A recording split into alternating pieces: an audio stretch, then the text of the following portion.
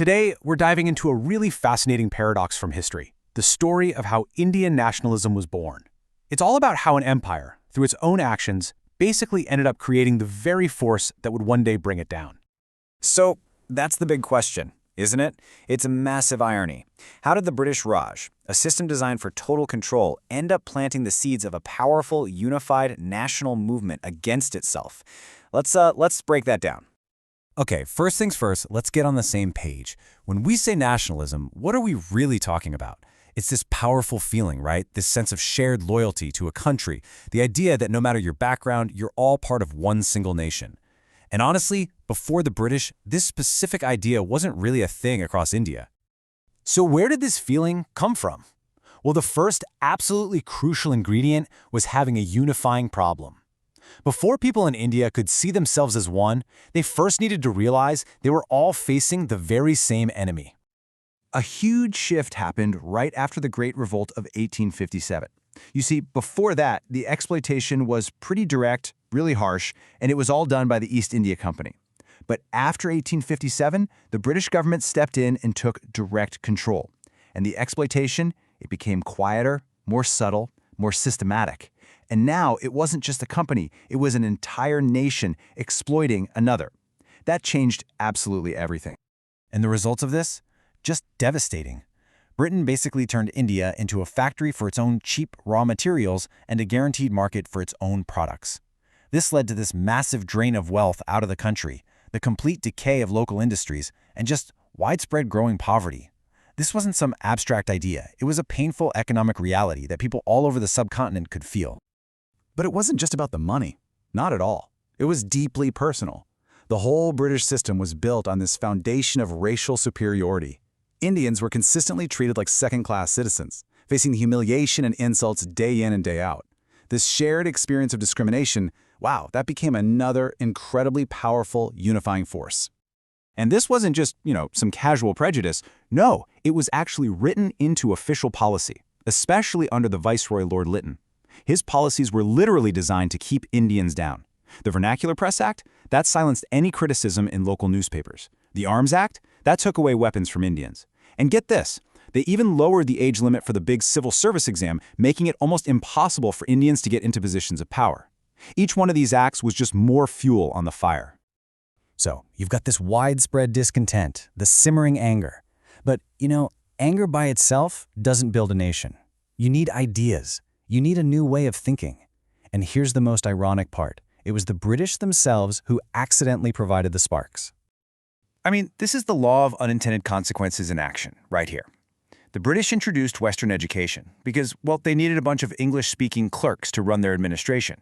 Simple enough.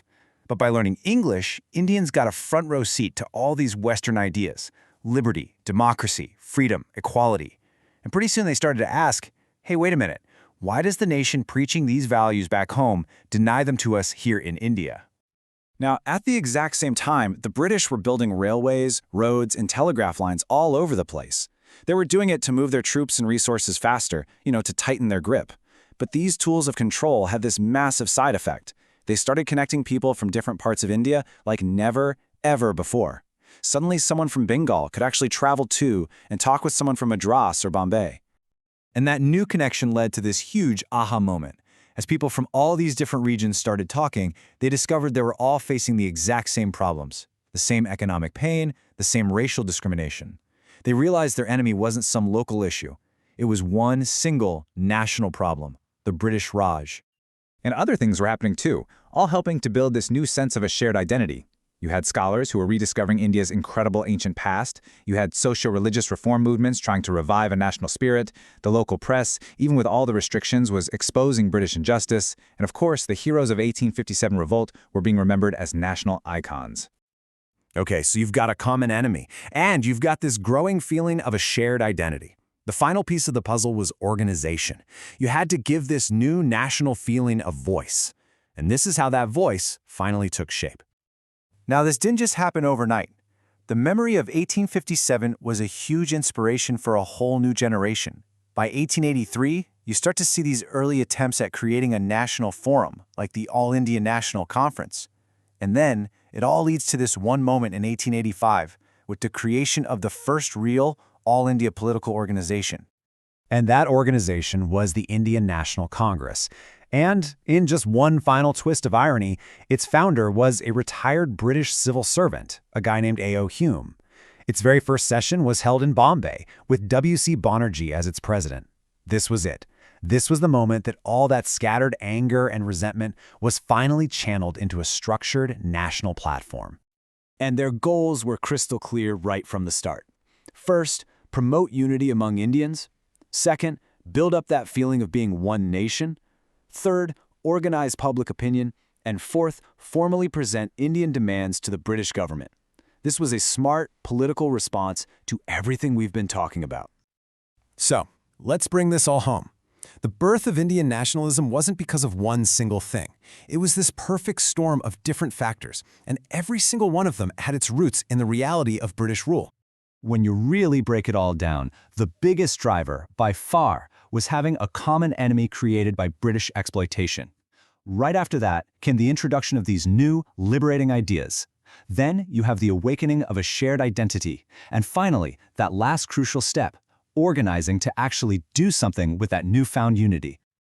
So after looking at all that, the exploitation, the crazy unintended consequences, the rise of a national movement, what's the one thing you should really walk away with?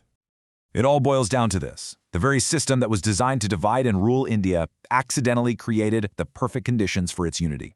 The injustice of British rule became the glue that bound a massive, diverse subcontinent together. And it was from that powerful, paradoxical unity that the modern Indian nation was born.